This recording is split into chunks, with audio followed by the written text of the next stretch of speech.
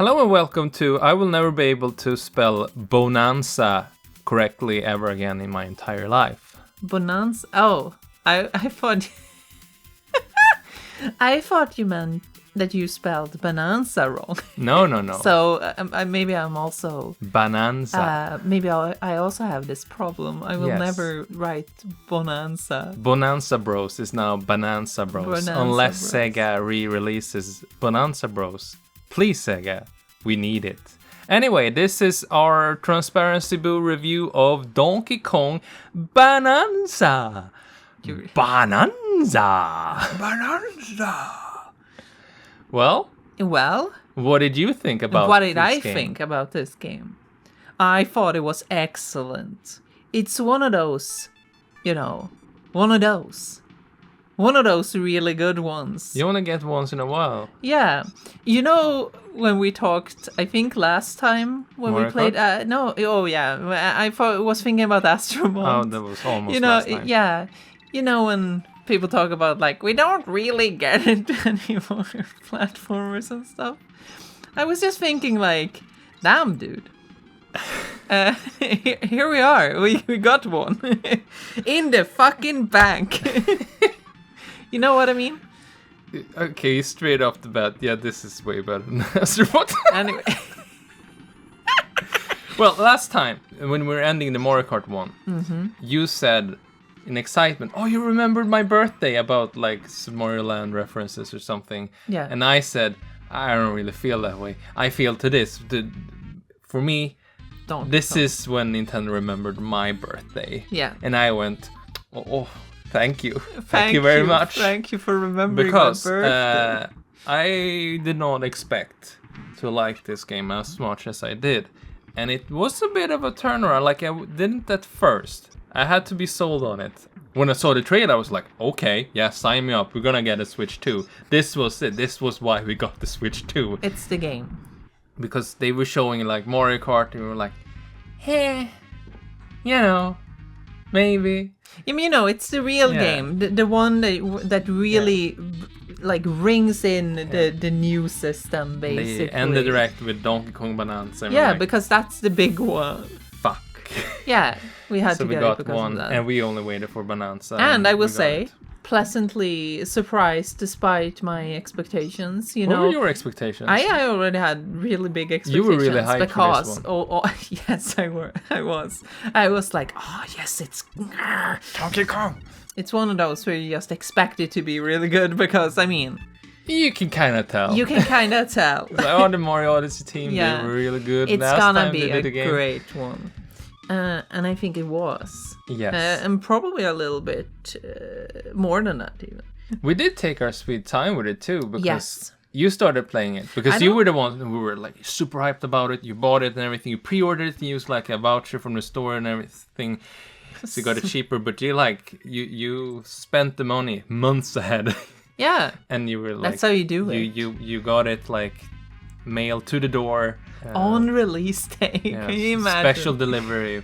The special delivery was free, by the way. Yes, nice. Oh, wow. It's called the mail service. It's called the mail. Well, you started playing it, and then I was looking at it and going I want to play this too. Usually, we kind of go, either one of us plays or we kind of go, take turns. It's very, we did very that with uncommon. Tears of the Kingdom, for example. Yeah, but it's very uncommon that we kind of go, I want to have a save file too. It's this, and we did for Penny's Big Breakaway too. I think that's only 2 times this has ever happened where both of us go.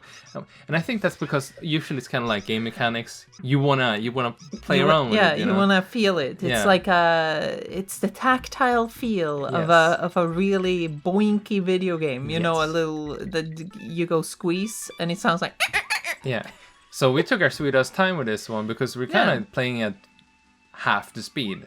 Yes, so we were taking you kind of just taking turns, yeah. Yeah, we went. Sometimes I'm ahead, sometimes you're ahead. And you kind of go but I want to play. Yeah, and then you switch off all the time. And together, I think we probably have played between us two. 80 hours. I think it's around 80 hours. Yeah, 30 plus 50. I played it more. Which is I did disgusting. Everything. It is kind of disgusting in a way. Yeah. Some people will ask, how do you even manage to get work done? The answer is, no, I'm sorry. Of course we do. Yeah, of course we do. But this is actually... This takes a bit of time away from that, yes. You know, it is It leisure time. It is leisure time, but for example, I haven't drawn my comic in like 2 weeks. Uh-oh. You're just... Which is what I do in my leisure time. But yes, Yeah. I like this game. Yeah. I like this game a lot. I had to think about this. And I will have to say, I think this is the best Nintendo published game in 20 years. That's a high Might be a praise. heated statement of the moment. Yeah. Say maybe in a year I look back and it's go, what the fuck am I talking about? Yeah, But maybe it right- will be like those babies who played Super Mario Odyssey and went like, wah, you know, a year later. It's I like, don't think so. I don't know. But basically, the 20-year cutoff is because Shiba Robo. Yeah. I went through my backlog page and just looked at all the Nintendo games I played like chronologically and just went like, I scrolled through them all, and then I came to Shiba Robo and went, yeah, that's probably like 20 years, that's good. No, it's just great. I love this game. I love Donkey Kong. This kind of reaffirmed my truth that I keep forgetting somehow. That My no, I truth. actually I love Donkey Kong. I love the donk. It's a good one. excellent. It's a really good game. Yeah. If you haven't played this game, if you're like, I don't know, dude, come now. It's Donkey Kong. I think it's worth buying a Switch 2 for this one. Straight Oh. up. I think it's worth the console purchase. Now it should be mentioned that you didn't pay for this console. I At did. all, no. But if I had done it, I would be fine This would with be it. the one Yes. to push you over the edge. Yes. I think with all of that praise, of course, I think someone might pick it up and be a little bit like, "Oh, this is it," you know.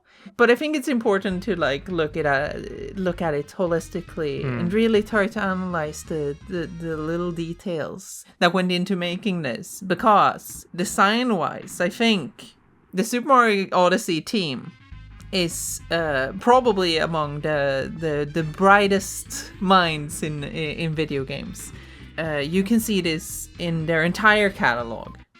It doesn't matter what you're looking at necessarily, but like they bring a certain kind of video game to the table that I don't think we see that often. No. Last time was Odyssey, I think.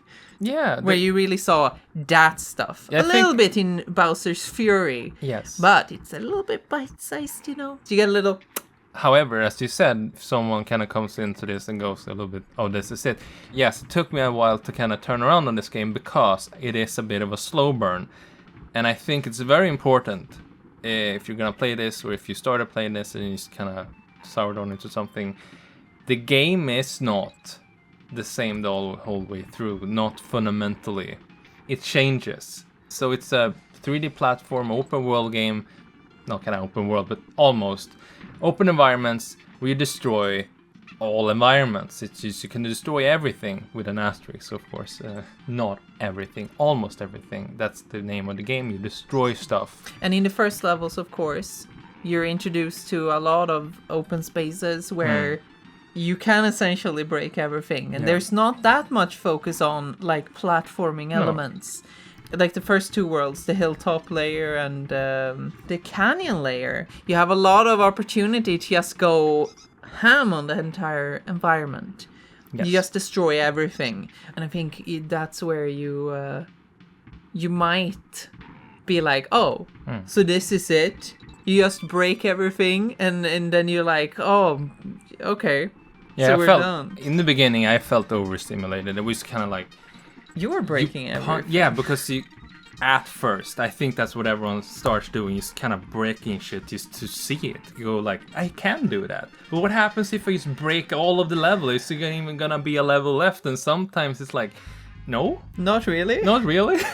Sometimes it's actually like, oh, the challenge is to keep a platform not breaking. That's more end game stuff, but like having steady footing on the ground underneath your feet is good. So don't destroy it. Yeah, and they put in little challenge elements to it. Enemies that destroy the ground. So you're like, I gotta protect my ground. Or like you need to use the ground to hit the enemies. Yes. And you don't have that much ground. So you gotta fall gotta down. be careful. But there's always these like because after that point where you Yes. just get to break everything, the game slowly starts to introduce New elements. to Yes, it. but I was thinking like little caveats. so to say. Material properties. Yes, material properties, little elements that stop you from breaking everything. At least to Solids some and degree. liquids that hurt you are the first two Yes. things that kind of go. Oh, well, even before that, it's like mud that you can't really move through, and there's like explosions, stuff like bomb rocks, basically. Enemies that break stuff, enemies that do things with the materials as well. So the first like third of the game is really just kind of looking at, okay, here's just land, destroy it if you want, just punch the rocks, and you just kind of get acquainted with that. Then you slowly introduce more elements to it, and at the end, it's more of like a Breath of the Wild, Tears of the Kingdom-esque material system of here are just different rocks that do different things, and you can kind of pick them up and throw them, but they're also part of the level. So be careful what you do with it, and that's kind of more what it becomes, and that's when the game is at its best. So I do think sit with it for a little bit before writing it off as just overstimulating. Some people have been kind of going like, this is just brain dead. It's just popping colors and explosions and like constant gratification because you punch the ground and gold pops out and I can get all the things. You can just get stuff. It's true. It is very gratifying in that way. It's very addicting to play, I think. Yeah. But I do think there is a little bit more To it. than you. Yeah. I also think that there's heart to it. Yes. And that's probably the reason I like this game so much, because the length in itself it is a longer game than I thought it would be, and I think, Especially if you take everything. yeah, and if you're playing it 2 times at the same time. But I think towards the end, the longer you go, the more you kind of feel like you feel for the characters and everything, kind of go like, you know what, this is very nice. So the whole conceit of this game, it's a Jules Verne-esque travel to the center of the earth. Very fantastical, very imaginative, It's even very though funny. it's a public domain idea. Yeah, you know? I think it's very funny because, of course, Super Mario Odyssey, their previous game, Yes. was Around the world. in 80 days. Yes, and this is Journey to the Center of the Earth. Yeah, and I think that this is definitely intentional. This is There is no way. Okay. To begin with, I love the whole weird new angle Nintendo have of adapting literary classics. Of course, Pikmin 4 was Heart of Darkness. Yeah, of course. Yeah, so I read a lot of Jules Verne as a kid, teenager. I love those books back then. They're not very emotional or anything. A lot of flat science characters just kind of go on fantastical journeys and go like, oh wow, look at this is amazing. You just kind of going like, wow, wonder and excitement, cool.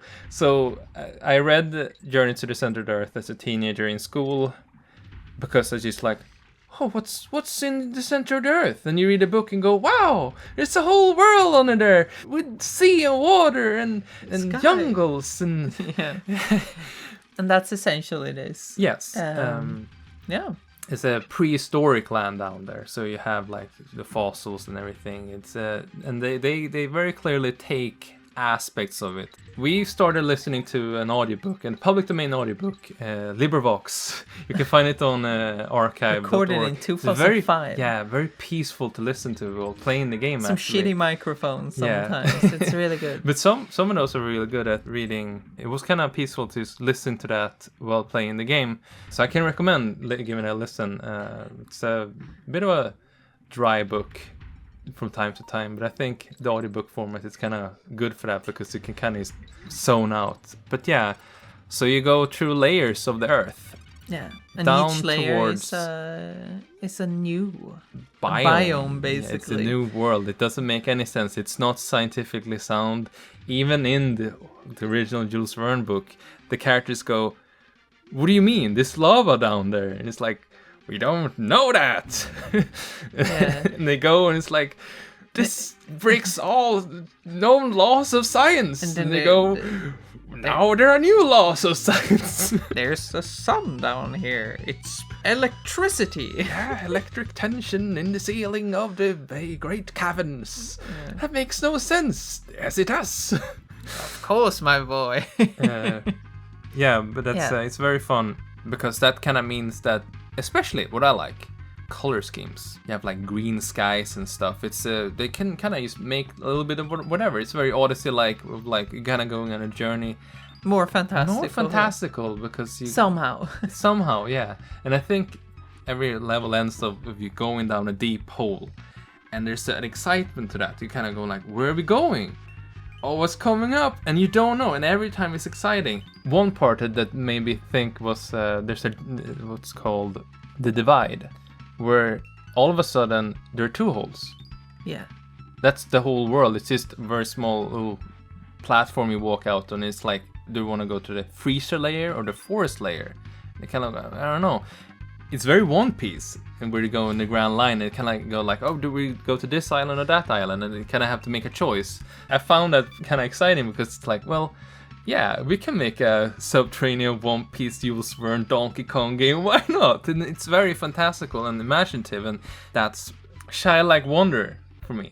I don't know what the next world is. It's always something around the corner because I don't really feel that a lot anymore with games. A lot of times it's kind of like, oh, it's just a lower world, whatever. I guess it's another one. It's another one of these. There's a lot of fun characters down here too.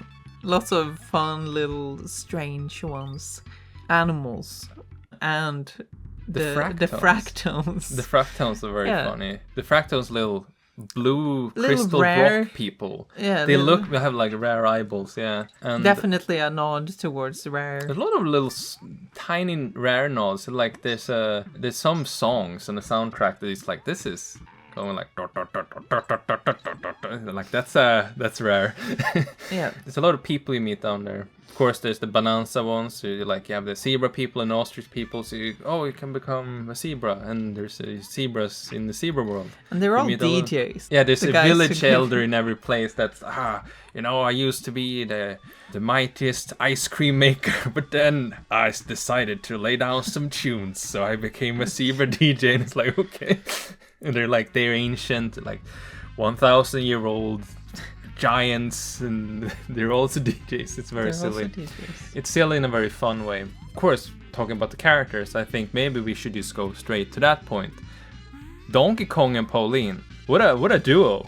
What a fun Fun bunch of characters. Yeah, because this is one of the fun things when you kind of play around with trailer format. You show a first trailer and go like, it's Donkey Kong and he's in the underworld. What is that? He's got a little rock friend on his shoulder. Don't worry about that. And then, Rock and sing. oh yeah, all of a sudden it's like, oh, it's actually Pauline as a baby child, and you're like, what? What do you mean? And people going like, what does this mean? What is the lore? How does this fit into the lore? Because Cranky Kong is an old man, but Pauline is a baby child. And in the words of Harrison Ford, who gives a shit? Yeah, And- shut the and- fuck up. I love that. I love that it just is like that. Whatever. Yeah, it just presents itself like, no, you know. She just appears out of a rock, you know? She's a kid now. Don't Yeah. worry about it. She always was a child. She's just like a regular child. She You know- doesn't mention anything about, like, oh, I'm a child. This is one of those things that I kind of like a lot about Nintendo when their developers make games. Yeah. Because a lot of other game developers are really tied down strictly to what they've made before. In a very diegetically, Yes, in a sound. kind of a detrimental way sometimes. chronological sense. Yes, because everyone is thinking like in the linear continuity, Yeah. but Nintendo kind of goes and says like, no, but how about non-linear? Yeah. And then goes like, actually, in this game, we need to have a little character on the back of Donkey Kong. Yeah. They're not going to use Diddy Kong this time. No. And then they're like, oh, Pauline, she can sing because that's going to be a big part of the game. But Pauline is a little bit too big. Yeah. So then they make her... Let's just make her small. Yeah, let's make her a kid. And that's why they made her small. Yeah. And then you fit a little story around that. Yeah. Because it's like, I enjoy that a lot. Because I think it opens up a lot of creativity that otherwise they might have been like, oh, that doesn't work because Pauline is too big. Exactly. And I think this is maybe one of those... I think Pauline is maybe the most out there part of the game because, I mean, she's just a human talking regular English and everyone else is going like... Ooga booga! Yeah, exactly. Or... And she's just having regular conversations with them like it's Star Wars. Yes. Talking to Chewbacca, you know. I saw some people at first were worried about like, oh god, oh no, it's gonna have voice acting and stuff. But I think it works. Pauline is very charming. Yes, exactly. A wonderful character. I think she's maybe one of the best Mario characters we've ever had. Straight up, because she's fully realized. She's just like a regular human kid. She's very lovable. I understand 100% why Donkey Kong is so taken by her and protective of her, because you stick with her for like 2 minutes and you go like, I will protect you with my life. Yeah, she's wonderful. I like when you go to sleep. You can go to sleep in these little getaways. Yeah, they're called. Build your little houses. Yeah. You get health back and so on. And when you go to sleep there, you can talk to Pauline. She talks to you in the middle of the night. And I think that's really cute. Yeah. There's a lot of fun little conversations about the world. world. So much conversation. Yeah. I didn't even listen to all of them because like a lot of them is kind of like, hey DK, do you ever think about why the fractones have pointy feet? And it's like, no, maybe they can stab the ground or something. It's like, it's whatever. Maybe they start tripping, and it's like, yeah, okay, like, no, but it's go fun. to bed. It's fun because it kind of, I think it reflects on the weird Donkey Kong community a little bit. A little bit, yeah. You know, from the perspective of like everyone's like, yeah, but why is this like that? And you know, Pauline kind of facilitates that in some sense, asks a bunch of questions about the world that we're in. Yeah. She thinks about it more than than we probably do. And then she kind of always stops herself with going like, you know what?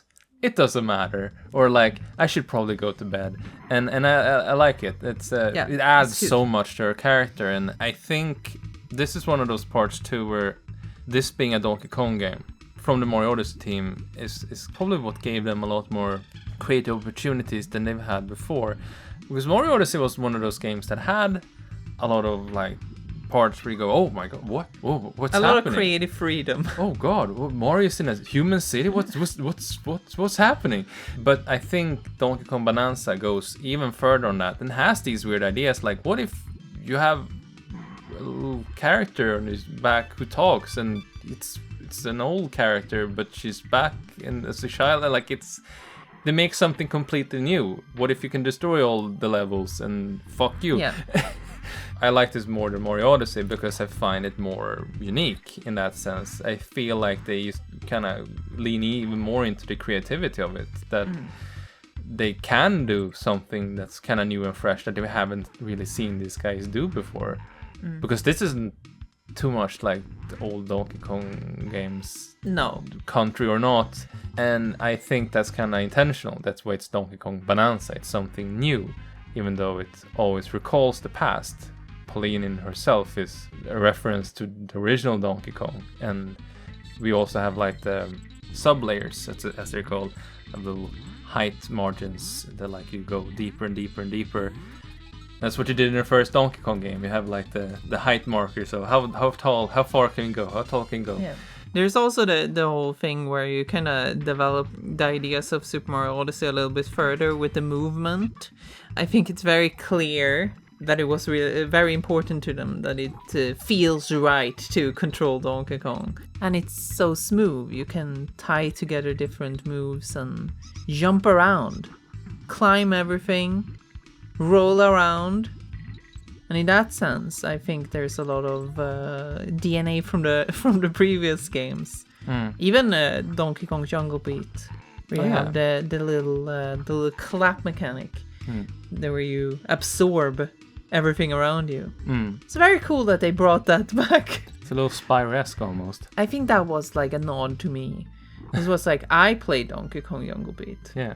You're the only person in the world that's played that I'm game. the only, and I loved it. I loved it so much. It's a very interesting game of kind of going like, okay, what if you played a game with a taiko drum? That's not taiko, of course. And the fact that they brought that back, I was like, oh, they really looked at everything. There are little nods to every Donkey Kong game in there, yeah. It's apparent to me when looking at it that they looked at the entire series and just like picked and chose little parts. Very carefully On that note, of course, the golden bananas, the big ones. Yeah, the stars of this game. Donkey Kong 64, obviously. When you pick one up, they even say, "Oh, banana." Yeah. Like you see how they didn't leave anything out. They loved all of Donkey Kong. Yeah. And golden bananas, of course, the main collectible. Much like the moons of Mario Odyssey. Yes, there's a shit ton of them. Some of them are just kind of lying around. Some of them are quite difficult to get. Yeah.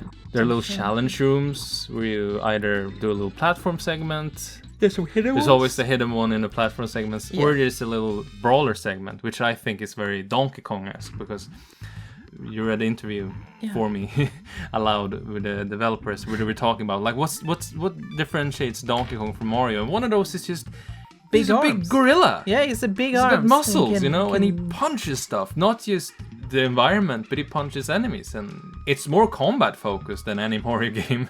And it kind of what makes this kind of unique because there's lots of ways to just fight enemies. I think it's a very nice action game in that regard, where like there's lots of fun ways to take down enemies. Enemies often use materials too. They're like coated in different materials. Sometimes it's like, this guy spiked concrete. How do we get him? Bombs. Blow that fucker up. And you gotta get like, maybe another enemy is a bomb. It's like, oh, gotta get the fucking bomb enemy and throw it on the other guys. And they blow up. And it's a lot of fun. It's a lot of fun. You also, of course, collect fossils. But that's not super important for anything. It's kind of like a currency. It's like the purple currency from Mario Odyssey 2. Yes. You use them to buy clothes. Yeah. Which is also another thing you can collect, of course. Yeah. So you just pick and choose a little thing. Put on some clothes for both Pauline and Donkey Kong. The clothes are very fun. Yes. Can give Donkey Kong different ties. For the first time ever, he wears some other ties. And he has pants. When I first saw this game, I had a little bit of a circus vibe. Pauline's tattered, weird, baggy clothes. And she looks a little bit like some sort of performer, street performer. And whenever I see a monkey with pants, I always go, he's escaped from the circus. He's a little guy. He's a little guy. I really like the suspenders because I think it really solidifies his design in a way I don't think they've done before. Yes. I really like that he has those. I think one of the most amazing things Bananza does is that you get a bunch of clothes, and of course they have specific properties that enhance your abilities and such, so you're very incentivized to use them. Otherwise you might just kind of go like, I'm just gonna go all natural. So after playing this game, so when I had this naked Donkey Kong with the regular tie, it's like, yeah, he looks empty. He looks wrong. Something is missing, and it's just the suspenders. And it's like, God, is Donkey Kong is gonna have suspenders forever now? I would be okay with it because I think it works. Yeah, I don't think he will, but no. I would be okay with it because it looks really nice. I think the suspenders are gonna be a very Bananza thing. People are gonna go like, yeah, remember Donkey Kong had suspenders? You're gonna be a future Donkey Kong game in like 30 years where Donkey Kong puts on a pair of suspenders and people go, oh yeah, Bananza. I guess this is one of those things again. Oh, we needed clothes for Donkey Kong, but he can't have like a shirt. No, Because that's you need Donkey to see Kong his Jr. big. You need to see his big pecs or something, I guess.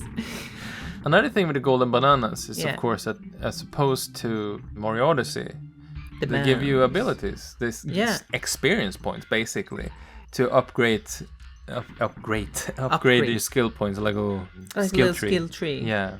And I think what's nice about this one thing I think Super Mario Odyssey probably got a little bit wrong from the perspective of like keeping to the open format is of course that you still had to get moons. I think that even incentivized people even more to get everything.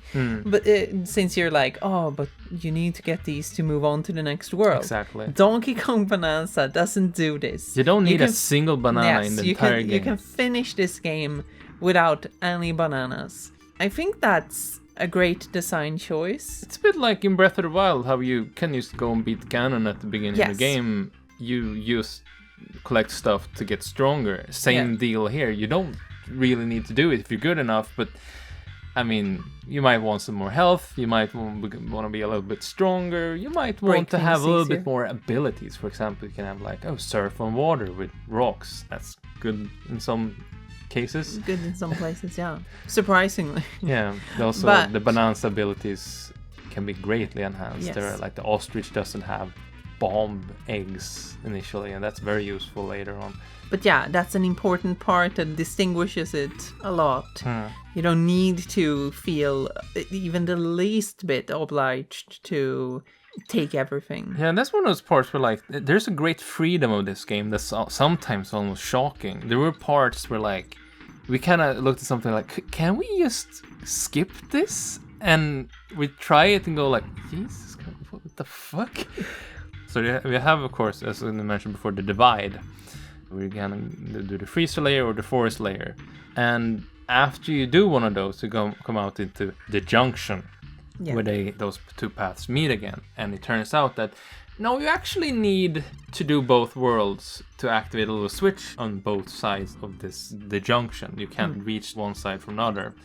But if you get the ostrich power in the forest layer, you can just fly over to the zebra part and you skip the freezer layer completely. You don't even need the zebra bonanza. You can just skip that. And you'll need it later on. Yeah, probably, I think. But probably. Like, when I first I would assume you can't do the final battle without it, I think. Maybe not. But like there are parts where like they seem to... But you can actually hit I didn't like the zebra bonanza to begin with. So when I saw it, it was just like, oh my god, you can just not do it. You skip it. And we tried it. We're like, oh my god. So we flew over and like, don't press the switch. Don't, you know what? Don't do it. Because like, let's play the game. But that makes it very exciting because there are these parts where you can just sidestep. There's another level you go to after that, the resort layer, which is a little beach. Yeah. And there's a mountain with a big watermelon where you need to go. And the idea is that you use these very cool rainbow rocks. You grab the rock and it's like a balloon. You start helium flying up in the air and it dissipates. But there are also enemies that spew out this stuff. So if you punch one of those, they flow out into the distance and create a whole material rainbow. Like a really big chunk of terrain just gets added in like seconds to the level. And you're like, what the fuck? And you look at the real-time map and like, oh god. Sometimes you're punching a bunch of those guys and it just goes down out like almost a little flower on the world map. You're like, oh shit. But the idea is that you use the rainbow rocks to like go up little floating islands, circle all the way up to the top and punch down on the big watermelon to access the hole. But really, you can just climb from below and punch up and beat that world in like 1 minute. Probably. Yeah, because you also don't need to get anything. Yeah. You just need to get to the end. And if you're good enough, hey, you can do it. But I think you're so incentivized to just play around with the mechanics and the worlds themselves. For the most part, I stayed in the worlds and took basically everything. I grabbed everything because I thought it was fun. And I do think this is one of those cases where the game kind of tries to teach you self-restraint in a little bit. You have the Kong Bananza, and then there was the zebra and ostrich ones. That's what they showed in the trailers. You transform into an animal. Yes, and for a limited time you have super abilities, special abilities. So the Kong one is basically stronger Donkey Kong. He punch concrete, he can punch concrete. That's not the only thing he can do, actually. He can punch concrete. He can load up punches like Donkey Kong does in Smash Melee. Yeah. Not Melee, in all of them, in Smash Bros. In Smash Bros. Then you, of course, have the zebra one, which is fast. The problem with that is most of the terrain is not really made to run across. So they have to have like little flimsy paths that only the zebra can use. It's very, very context sensitive. The ostrich, you can use fly and you can poop out bombs. And you go like, wow, I can just hang glide anywhere.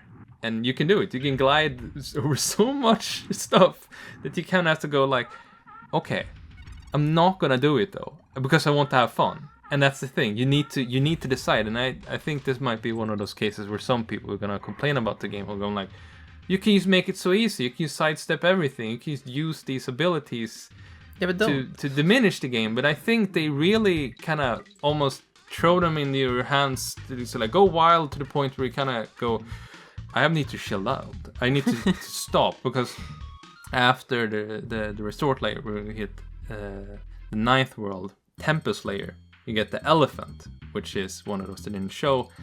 And it works like Ellie the Elephant in Donkey Kong Country 3 on steroids.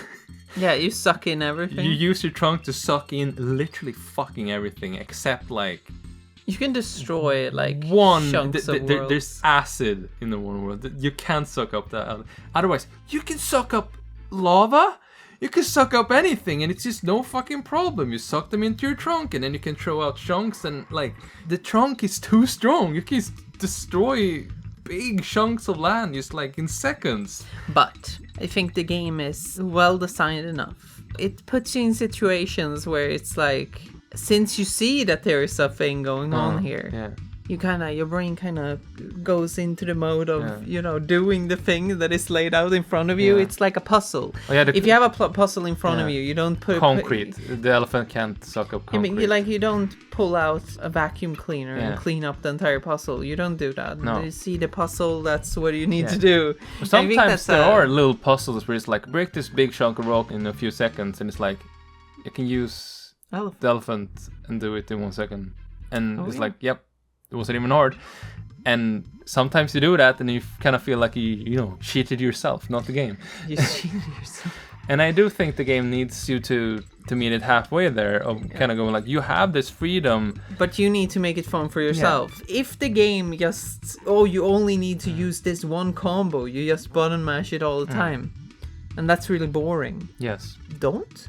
Exactly. I know a lot of gamers say like, I have been trained to do this exact thing, the path of least resistance. But we're also people. We can't playing games because they're fun. Because they're fun, yes. So you don't gain anything from it. You need to make it fun for yourself in the end. And I think this game is well designed enough to kind of funnel people into doing what is fun for them. And I do think using ostrich to skip the whole zebra world is kind of a good microcosm of that, because there's gonna be two approaches to this, and one of them is gonna be, I can do it, and the fact that I can do that is fun to me, but I'm not gonna do it. Or, what the fuck? This game is broken, but I'm not even gonna do that world then, because I don't have to. Like, you choosing to not play an entire world of the game because you don't have to. That's a sort of like the approach of like, how do you feel about this? And I do think that's important, that you need to actually kind of answer the questions yourself. I do think it's interesting that there's so much of this game that kind of presents itself like it would be a regular platform game within this world, where even the smallest child will go like, but I can just break shit and not engage with this as that sort of challenge. And I do think that that's the sort of balance. Yeah, that no, you can treat it as a regular challenge, or is break it. And I do think they want you to every now and then just go, actually, I can just walk around this thing. So you sidestep it all together. Yes. And can climb feel up smart for it, or like feel like I did something that's kind of breaking the rules, because I do think this is a little bit about breaking the rules. It's a bit of a rule thematically about being a little bit unhinged. Yeah. Destroy everything, maybe even the game structure. A little unruly. Yeah. For example, let's say there's a spiral path that goes upwards. If you break this, you can't go up the path. Yeah. So, of course, you go normally up the path. Yeah. You pick up maybe you break some things and you throw them on enemies while you're there and so on. I think there are incentives to not break everything, especially as you get further into the game. They put some restrictions on you. Yeah, it is destructible with an asterisk. Yes, that doesn't really feel like you're being restricted that much. No. It's more so setting boundaries. Yeah, because let's talk about it a little bit. A lot of people seem a little bit confused about this game because, well, you can just destroy everything. How is there even a challenge? And that's one of those parts where, like, no, they do find ways to introduce challenge. And of course, destructible with an asterisk. Not everything is destructible. For every level, basically, there's a fundament part of it that's indestructible foundation, and then you kind of cake layers on top of destructible environments. Yes. Gonna glaze it on top like you said before, like liquids that are hazardous or things that you need to pick up. I think you made a good example. There's one world later on. Yes. Where you... The feast layer. Yes. There's a bunch of ooze. Acid. Acid muck. Ooze. Muck, they call it. There's a bunch of muck everywhere. Yes. And you need to throw salt on it. Yeah, and nothing can destroy it. Yes. Otherwise, you can't blow it up, you can't punch it, you just get hurt. There are enemies that are muck. They spew out muck. There's muck in the world, and you need to get salt. Yes. There's salt a little bit here and there, not everywhere in the world. So you gotta pick up the salt and you throw it at the muck so it dissipates. But that means that this is your new challenge then. It's not about just punching the muck. You gotta find salt. And salt is not everywhere. Salt is a limited demand, because if you start grabbing parts of the ground, suddenly it's just rock.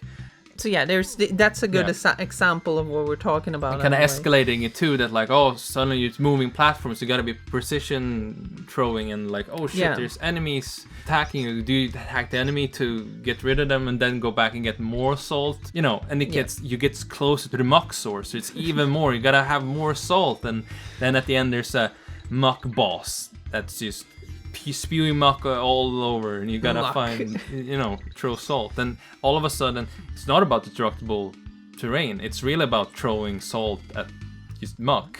That's part of the same mechanic as just the terrain stuff, and that's very interesting. That's how the game is dynamic in this way. And of course, the creatures in the muck themselves, they can shoot out little acid to break all of this iron and stuff. So they can also destroy environments that you can't destroy. Yes. So you need to use that. So it's very neat. Very dynamic. But I think that's a great example of like how they play around with the idea. They evolve the concept over time in the game. And also a lot of the later levels don't really use too much destructible environments of like, oh yeah, like half the layers is just in this destructible environment. You can just punch through the ground and get a banana.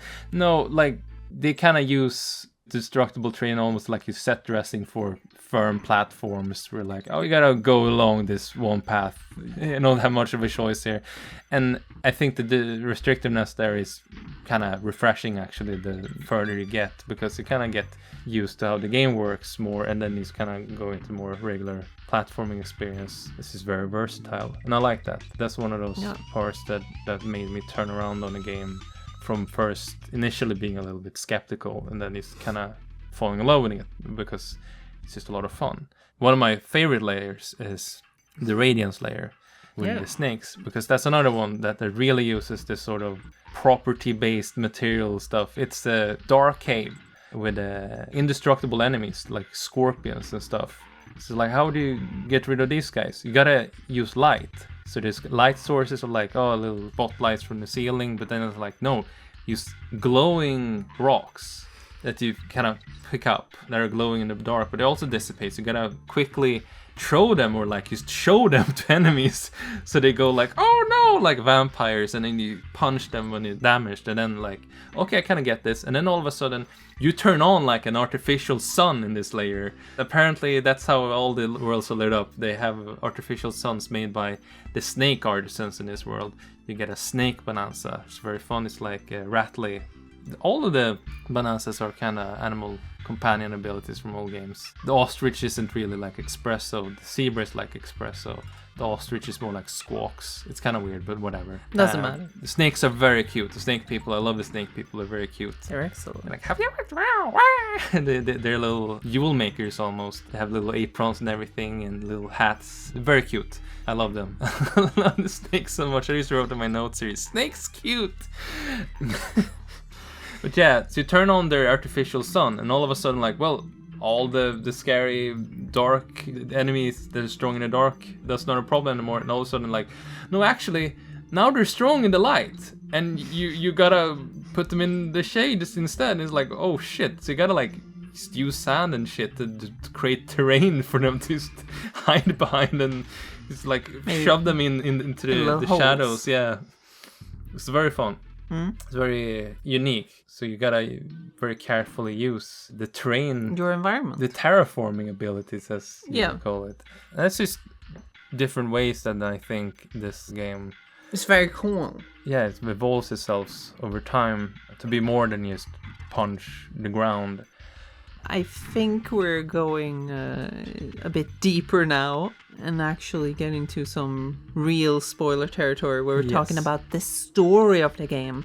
And some of you might think like, oh, but it's a Donkey Kong game. Yeah. What does that matter? Well, if you really want to play this game, you should be careful about these spoilers specifically. Yeah, if you've been sold on what we said so far, turn this off right now and come back when you play the game, because this game actually goes some places where you kind of go like, oh fuck yeah, and oh wow. Yes. I think this game, first of all, has a lot of fan service, but I don't think it has it in the sense it can often feel a bit condescending and tacked on in some very form. Cynical oftentimes. Yes. But I think it's very sincere in this game, and I do feel like it's. And most of the time, most of this game is new stuff. Yes. The only thing that is like kinda explicitly fan service throughout most of the game is the fossils that are directly referencing all the games. Like the banana birds. There is an old Donkey Kong arcade fossil. Yeah. And all of that stuff. All of those things are like kinda, Yeah. Yeah. There are little costumes and stuff you Yes. can use, and really there's just little references sprinkled throughout There's the a lot entire of game. love. There are retro levels, for Yes. example. A few of them, they're like it's a recreation. You saw that in the first trailer. Recreation of first level. Yeah. Not really recreation of it, like aesthetically. It looks like, oh, it's the And first of course, level Donkey Kong Sticker Country. Bush. Sticker Bush Symphony. Very pleasant to go back to that. Really. They know about the fandom's great love for that level. That's why it's one of few retro levels. I think this is the thing. I mentioned before that I think they looked at the entire series and picked and chose things that are relevant here. There's a reverence. Yeah, there are some really specific references. One of those is that like when you're in Tempest Layer with the Elephant World, it's a rainstorm. And you're using the elephant ability, which is kind of riffing on Donkey Kong Country 3. But at the end of that stage, there's this lightning storm, flashes of lightning that like, oh, they're gonna strike and then they strike. Just like Lightning Lookout in Donkey Kong Country 3. So it's like, hey, okay, we're kind of referencing that very, very vaguely, very subtly. And I do like all the little subtle nods that like, you might not think about them, but they're there. Should we just go into the story stuff then? Yes. Yeah, if you're like, you don't want to know, turn the video off right now. This is the last warning, so we're gonna get into that. Yes. Now. So Donkey Kong, of course, in the beginning of the game, he goes into Ingot Isle. Yeah. He has found out that there's a bunch of golden bananas here. He's gonna eat them all. That's why he's here. Yeah. And he gets flung into the Earth's crust. Yeah. When Voidco, the greatest most powerful mining company in the world, come with a big like meteor. Like, what is this contraption to go into the crust of the Earth? Yeah, they want to get to the Earth's core. Yeah. And Donkey Kong wants bananas. He don't give a shit what those guys are doing. He just wants to get bananas. But they just get in his way. That's the only thing they do wrong, really. And of course, in a twist of events, he gets paired up with Pauline, who has mystical singing abilities that can fuck with Voidco's corrupting devices that they have placed all over the world. It freezes the terrain of the world. That's used for a lot of puzzle mechanics of like, you can't break interact through with this it until you destroy this little machine, and you need Pauline to do it. So there's one part where you can't because you don't have Pauline. So like, for whatever reason, in the beginning, Pauline is a rock creature because he's been voided, as you call it. He's been enveloped in this weird purple substance that freezes everything. I think that was really just for the trailer thing. Yes, Nintendo are really good at that. You get rid of it in the first world, and then you forget about it after that. It's like, whatever, okay?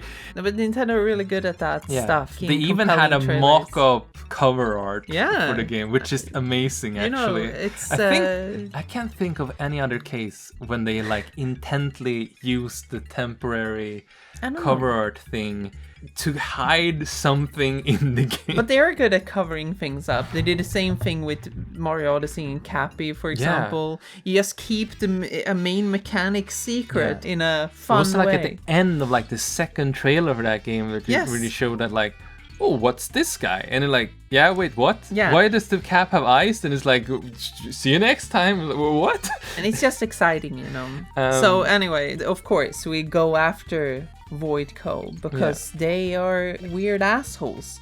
And we find out that we want to get to the planet core because it's said if you get to the planet core, your dreams can be fulfilled. Yes. So they just need to get there before Voidco, so that Pauline can go home. Yeah, that's just what they want to do, go home, because there's no other convenient way. Of course, Donkey Kong go wants home. bananas. Yeah, Donkey Kong always wants bananas. He gets bananas everywhere. But like, it's very funny. It's not like dig up. No. We go further down. Just keep going.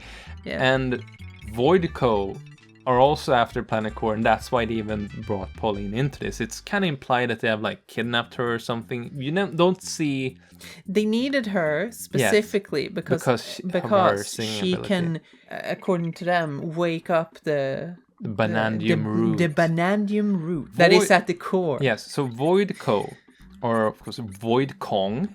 Little guy, it's a very lavish lifestyle, It's like, you can tell he suddenly got rich. Yeah. His little loading screen illustration of him before he got rich is this little scrawny guy. Doesn't he have gold teeth? He has gold teeth, of course, and he has a little fancy bow tie. He has a coat, and he has this little flying, little... Yeah, banana scooter, yeah. He has this banana cell phone device thing. Very silly. He's a very fun character because he's just an angry bastard. He's very small. It's like a small screamy dog, Yeah, insignificant person who has a lot of money. Yeah, he's very angry. And then of course the secretary Poppy Kong, wife. Yeah, wife material. So hot. So Poppy Kong is really cool. Yeah. I really like... we can continue. So Grumpy Kong, of course, is the mining expert man. He builds things. All the enemies in the game. Yes, and all of that stuff. He's a cool guy too, but he's as the name implies, a grumpy boy. Yeah. But what's fun about all of these guys, we figured this out really early, but they would be friends at the end. You can kind of tell, because they don't seem to be as... No, they are working for money. For money, exactly. And that's kinda... Essentially, at the end, they kind of stop because it's like, nah, this is not worth it, really. Yeah, because like there's no profit in it, as Poppy says. She's like, this whole venture is silly. So she resigns, and then Grumpy also resigns, and they start a company together, which is kind of fun. I think it's fun that they're Kongs, of course. This game has maybe demystified the whole concept of Kongs, the whole Kong Bananza thing and everything. I think Kong is just the term for apes in this world.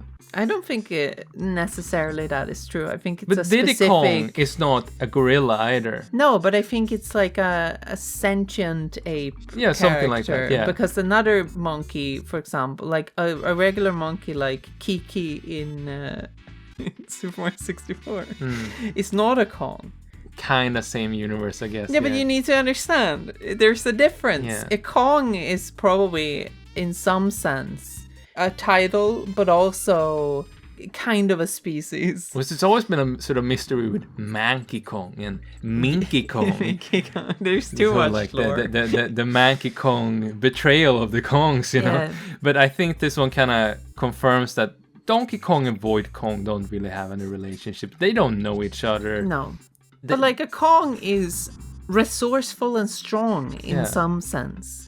They've got sentience, you know. Yes. They are smart. What does it mean to be a Kong? I guess all apes have sentience. Yeah, but That's not a way to yes. call it. No.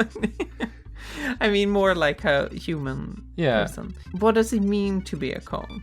That's What does it important. mean to yeah, be a what Kong? does it mean Speaking to of be a Kong? Kongs, of course, every world has Cranky Kong. Cranky Kong is very funny in that this is one of those cases where I think maybe this is the weakest point of this game.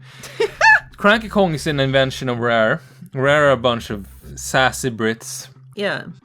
Nintendo of Japan don't know how to write Cranky Kong. No, definitely They, not. like, you can tell by the writing, like, he's He not just even like a repeats himself. tenth as spicy as he was in the And original he just country repeats games. himself. He just skipped. Yeah, it's eventually they succeeded in making you skip through his dialogue because like he says the same shit all the time, and it's kind of boring. I think that's a little bit disappointing. But otherwise, like he's there, and then we saw this in another trailer too. But this is kind of late in. We go to the racing layer.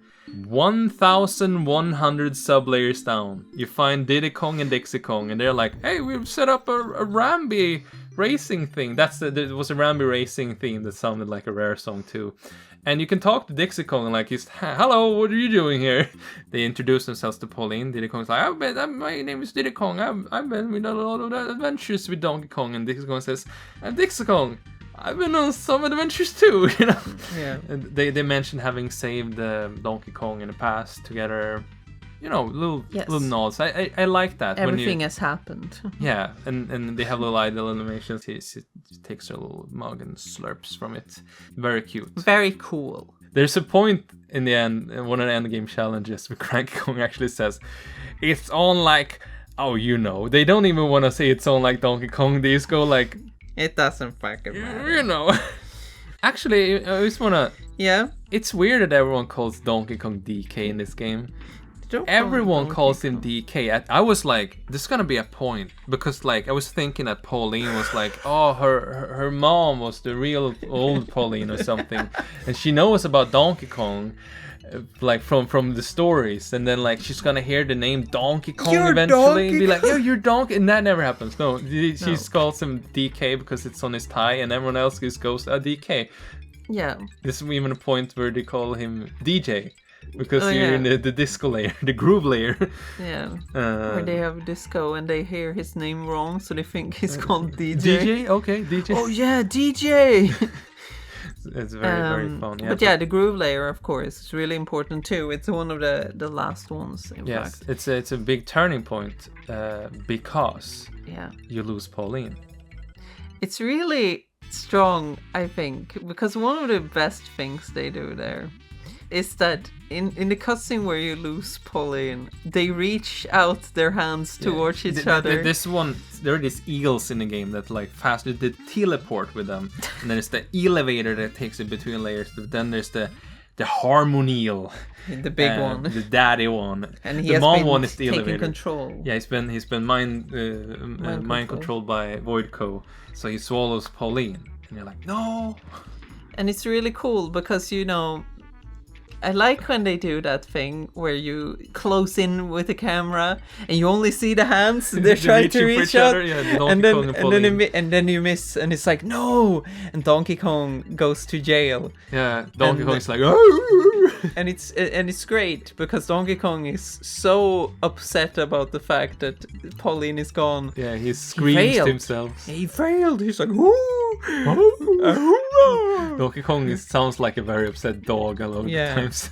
I think that's nice because when you then go there, you have to play without the powers that Pauline contributed with. Yeah, it's So one of it's those a places cool where you kind of realize, oh, Yeah, you can't her see. singing ability was actually like diegetically the reason you could do Bananzas at all. Or I mean, you know that Yeah, before, but also it's like you get to feel it. yeah, but using like whistling to To see locate things, on the map. items. It's like, oh, you can't do that either. It's like, okay. Yeah. What? But I think that's an important little Very important layer because thing. that kind of shows the absence. But I do think we really sell the idea of Donkey Kong as Pauline's daddy. Yeah, as Sad- a father figure. Yeah. Sad dads are out, happy dads are in, because this is another part, like, is the character development. Pauline has stage fright, which is something she kind of overcomes during this game. In the first, Thanks to Donkey. yeah, in the beginning, she can't sing at all. She's just like, I can't do it. And Donkey Kong becomes like, come on, fucking Motivates hell. her. Yeah, he motivates her by like By pounding his chest, chest, and giving her forcing a beat. her to sing, and then like And not forcing, but he gives her a beat. Yeah. That's the whole thing. during the game she becomes more and more comfortable with performing sing because she likes to sing. She needs to Wants get to over her sing stage for fright. everyone. Her dream is to sing for everyone. So Donkey Kong needs to get her back Yeah, so because she can he's a fulfill her good dream. dad. Yeah, Donkey, I think this is such a good recontextualization of the original Donkey Kong arcade game. Mm-hmm. Just the damsel in distress trope thrown on its head a little bit.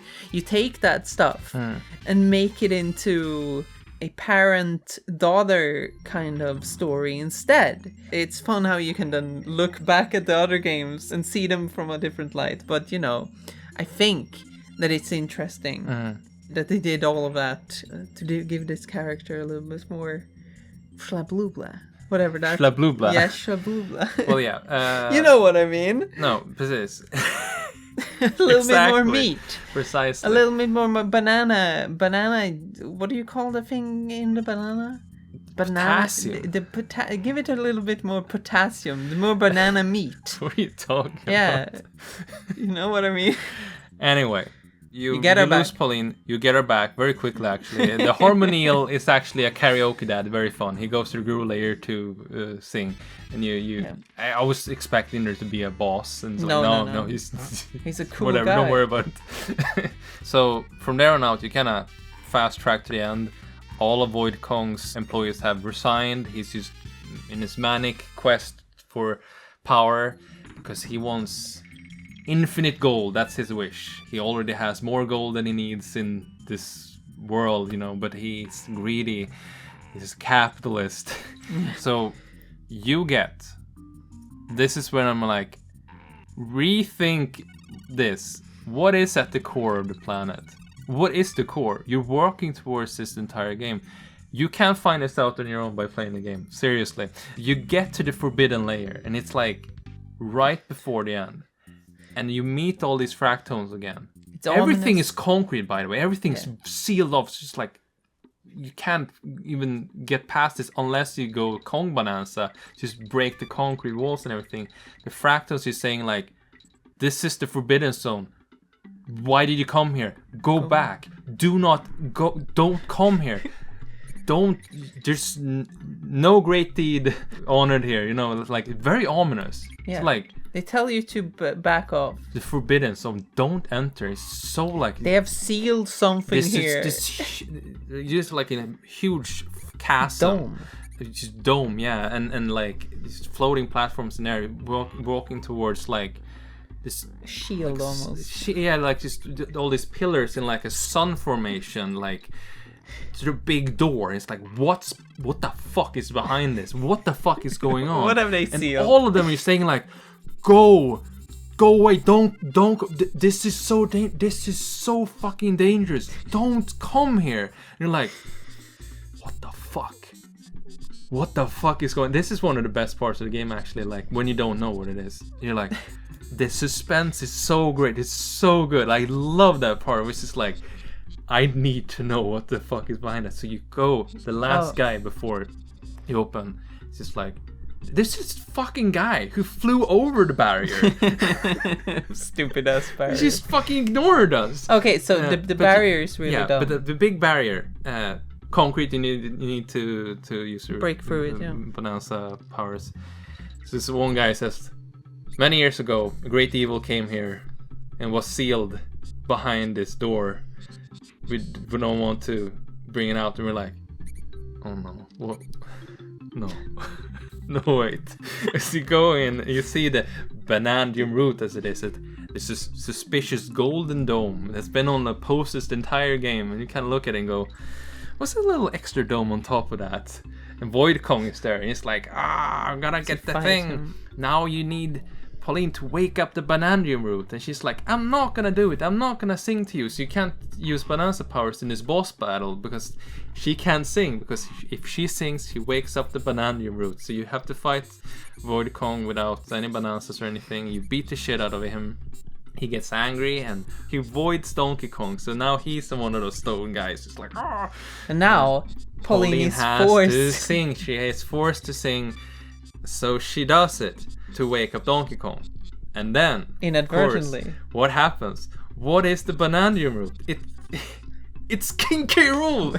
It's his fucking belly sticking out of a hole, because he is here. And like, and you know what? People were talking about this. They're like, is King K. Rool gonna be in this game? And I was like, And they keep it a secret throughout the entire game.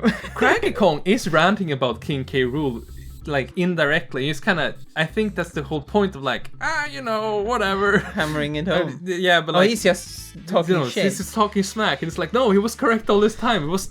Yeah. It seems like he's talking about Void, but he's talking about King K. So Rool. of course it turns out, and I love this because they didn't need to do this, but they gave context for why King K. Rool has not been in any Donkey Kong video game For like since 25 the years. Because turns out that he went To the planet core. to the planet core, and To get the Banandium root. yes, and when he tried to do it, he got stuck in a hole. Yeah. And the Banandium root, the real one, held him there. Yeah, sealed him. And then all the fractons made a wall Yeah. behind him. That's why they're all saying, don't go here. There's a great, that's King K. Rool. It's just like, there's a big villain here. Fuck, don't release him. He's And evil. I think it's just funny that they Yeah. contextualized. This is why this is one of those games that only work after a long absence. Yes. Because if let's say that they brought back King K. Rool in like Donkey Kong Country Returns. It wouldn't have that much of an effect, even Because if it is a he's long always time. there, you know? Even if it is a long time ago, Yeah. it still wouldn't have the same effect. But now we've gone so long, and now they contextualize Yeah. the absence. Yeah. Absence makes the heart grow fonder. as And it I is. just think it's really brilliant. Yeah. And the way they have characterized King K. Rool this time is really just like fucking unhinged. The first thing he does is just punch Voidco. So he flies into his comet that he Yeah. has, the meteorite to get to the planet core. He's out. He doesn't die actually. He's just stuck there. It's mentioned later if you go back there at the end. So now King K. Rool is the main villain. He takes over. Yeah. And that might seem a bit jarring maybe, but it feels so disturbing. It It's works. kind of you're just going like, yes. And now, Yes. as you go down further, To the planet finally core. to the planet the core, final world. all of the enemies are recontextualized. Because they're all like, they're like As old- the skeletons yes. with the materials on top. So they were all, people were pointing out, what are these crocodile skeletons? And they were called like crocodiles or whatever, But with a C. So the it's entire like, time you're like, it's not the Kremlings because they always go with a K. But then in the end, no, wait, they were the Kremlings all along. And like, oh, But those it's- flying enemies, those were beasts, yeah. And these other flying enemies, those were neckies, yeah. And you these have ones a- were claptraps, yeah. you have all the classic sounds and everything, and it just works as an ending. And this fucking ending goes so damn hard. Yeah, Like, This is- all the way. Like just going to the planet core, there's like 8 sub-layers or something to this world, which is like unprecedented. challenge It's layers, Just, stuff just you have linear to do. challenges, the platforming stuff. You just go further and further, and you get to the planet core, and you're like, okay, let's fucking fight King K. Rool, and he gets the Banandium root, this like this series of like little bananas that's just Yeah. forming a eternity symbol. Yeah, it's an impossible. It's like an impossible form. Yeah. A Mobius strip it is. Yes, and he becomes uglier. Yeah, he gets Bananza powers basically. Yes, basically he gets his own Bananza powers, and He's really huge, by the way. Yes, he when you see becomes the 3D huge. model, he's like That's his because foot is the same size as Donkey Kong. You go like he's too big. he basically becomes an elder, like the other ones. I guess. Yeah, he becomes a Bananza guy. Yeah. So you just gotta beat the shit out of him, which you do. Donkey Kong always does that. Yeah. So you beat the boss fight, and it's like, we did it!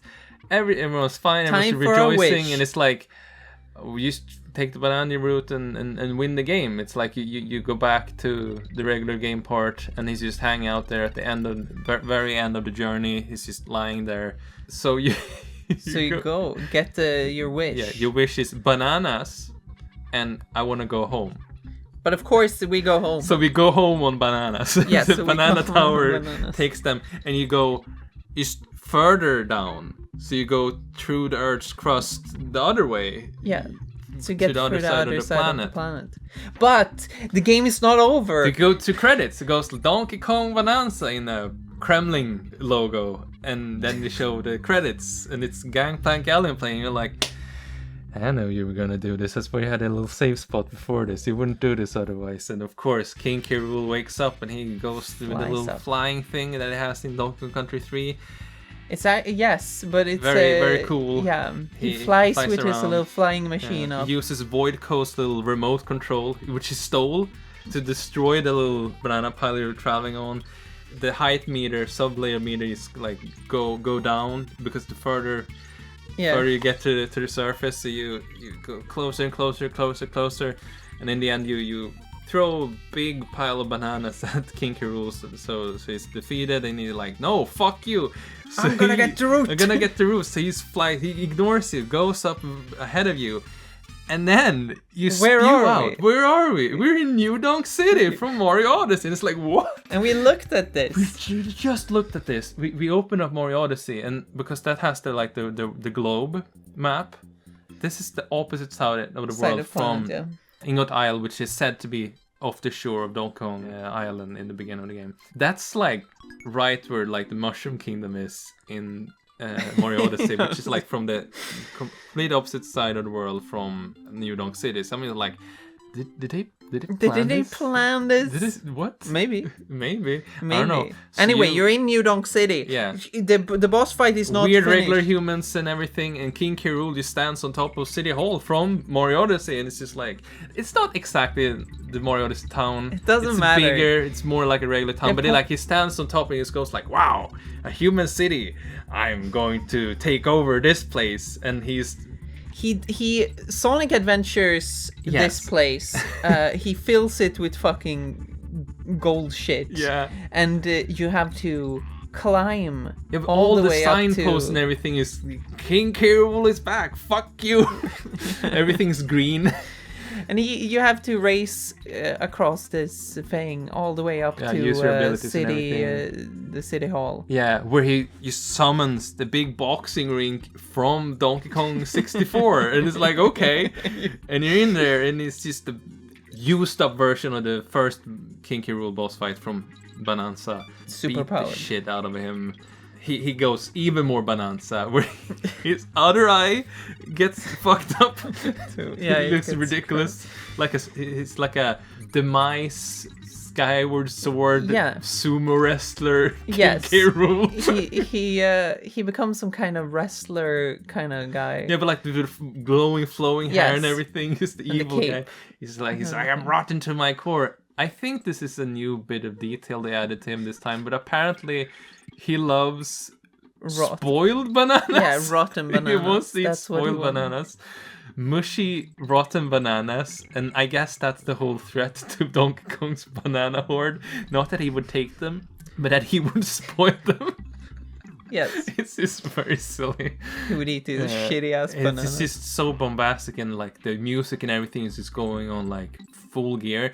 And like, remember, like we've been going like just on fucking hype from the moment we got to the Forbidden Layer, like with this anticipation and release, and like just keep going. So, like, this goes so hard, it goes for so long, and then you had a whole battle, and of course Donkey Kong punches King K. Rool so hard that it flies off into the distance. Team Rocket blasts away again, foil again, classic, and that's it. That's the end of the game. And you know, Pauline and Donkey Kong they need to part ways. It's a very sweet little scene because Pauline has like this dream. She wants to sing for everyone. It's like, oh, but she doesn't know if she can do it herself.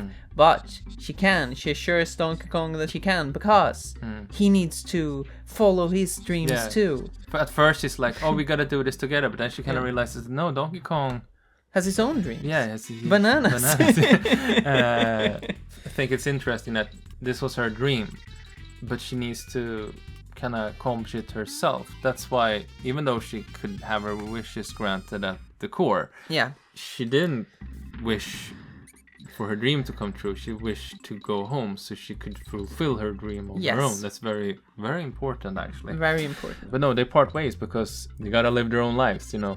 And Donkey Kong is so conflicted. He's like, bananas, I love bananas, but I love Pauline. We gotta help Pauline, but I love bananas. And it's like she assures him, go, be free. And he's like, okay. So he jumps into a hole to the planet core, you know. And then the best song in the world plays. Do you like it?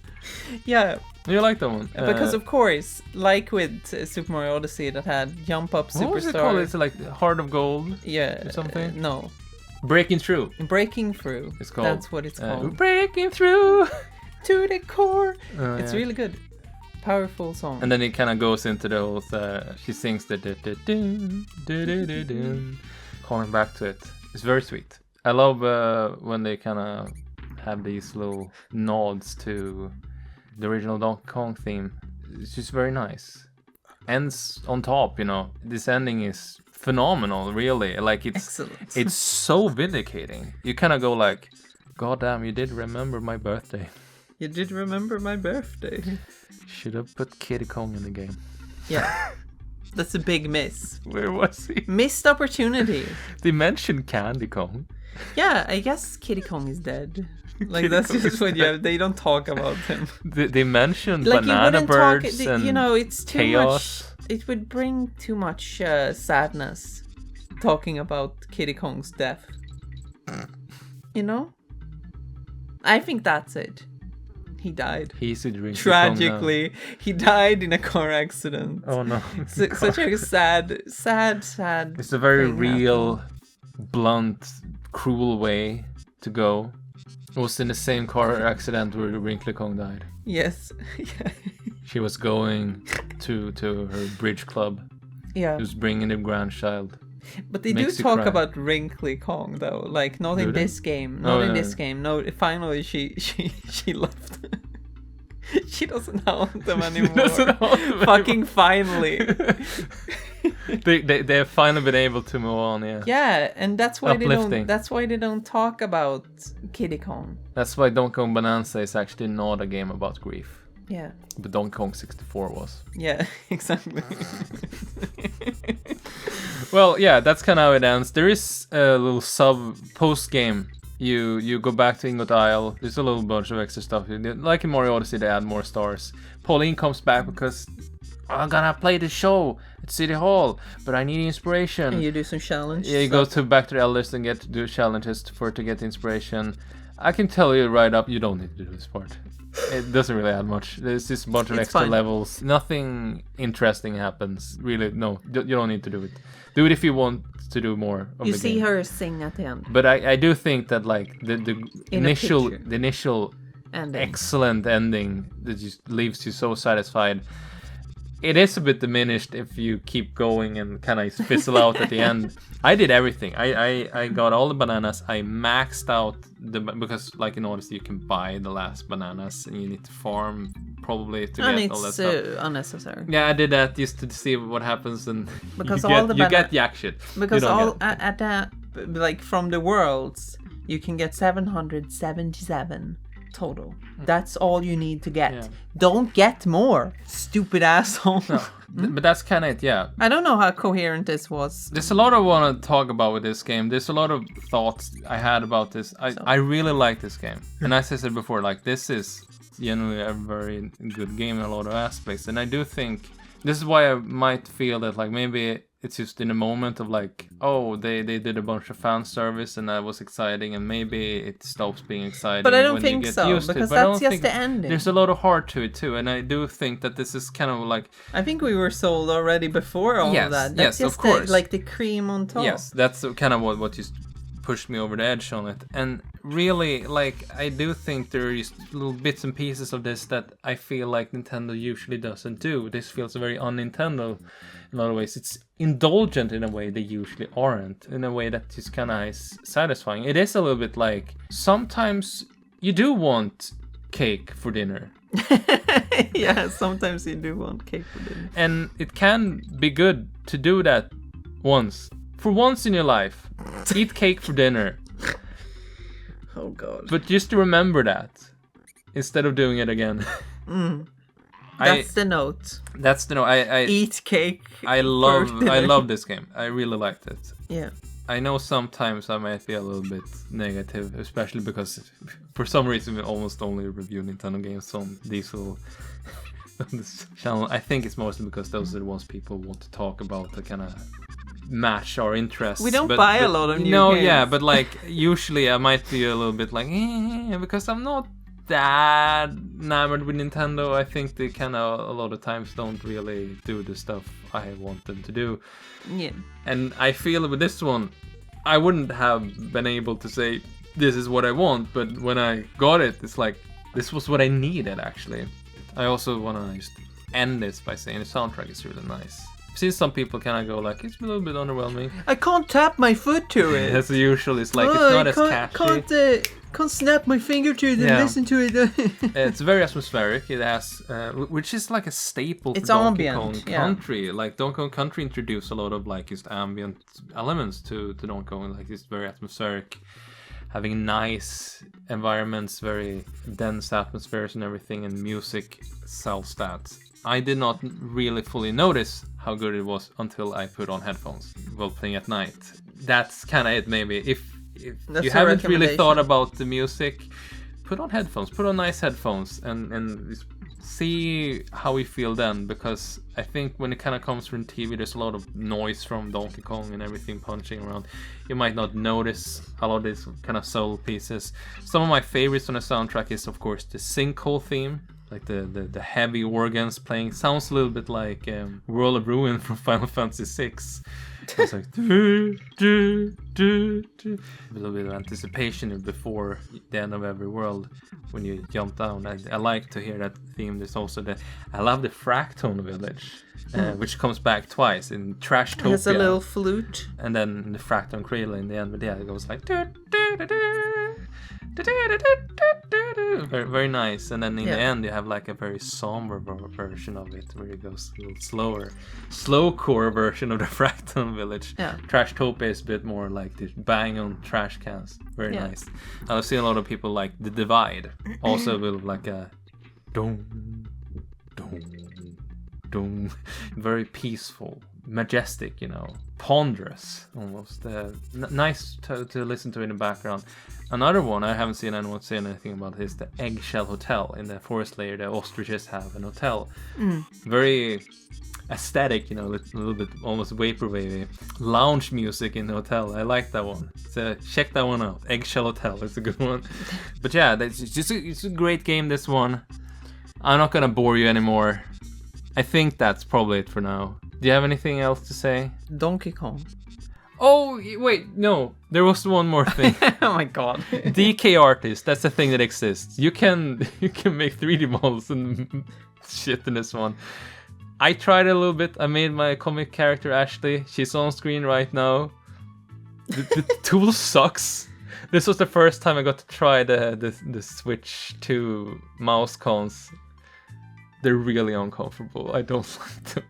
This sucks. It was like, I'm sorry. Like, this is silly and stupid. It's fun that it's in there, but like, yeah, no, I'm not gonna use this for anything serious.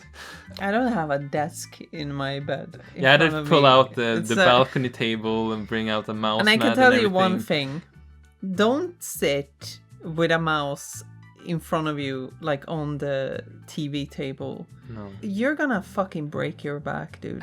Yeah, it's not very ergonomic. Don't no. do it. It's a bad idea. Yeah. It's all like, I promise you, I know from experience, having played a lot of Final Fantasy 14. Be careful. This is why my back is fucked today, Yeah. by the way. So don't do it. Don't do that. Don't use careful. the mouse cons. Don't even touch Dicky Artist. Yeah. Download Blender. What the fuck are you doing?